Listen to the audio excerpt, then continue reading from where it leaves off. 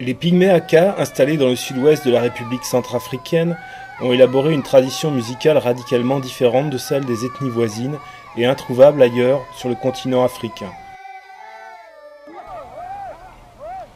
La musique et la danse sont depuis toujours indissociablement liées aux événements socio-culturels de la communauté Aka.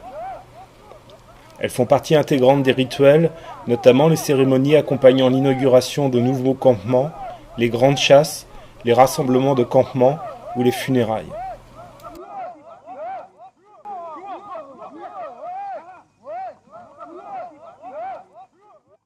Ce genre est un type extrêmement complexe de polyphonie contrapuntique à 4 voix. Contrairement aux polyphonies savantes fondées sur l'écriture, la tradition vocale des Pygmées Aka permet l'expression spontanée et l'improvisation. La communauté a élaboré des formes musicales très sophistiquées.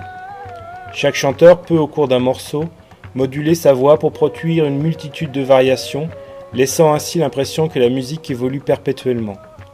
Les chants sont généralement accompagnés de divers instruments à percussion et à cordes, spécifiques à chaque circonstance.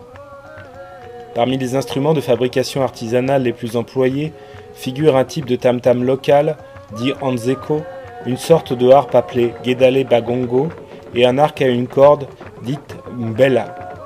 Les chants véhiculent les connaissances considérées comme essentielles pour la cohésion du groupe et la préservation des valeurs de la communauté.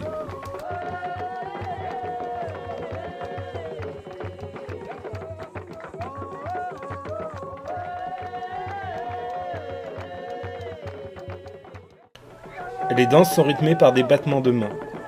Selon le rituel, certaines danses sont exécutées par des hommes, d'autres par des couples mixtes, ou dans certains cas en solo. L'entrée sur scène des participants débute par les grandes dames, nom que portent les mères à l'origine et en charge de la survie communautaire.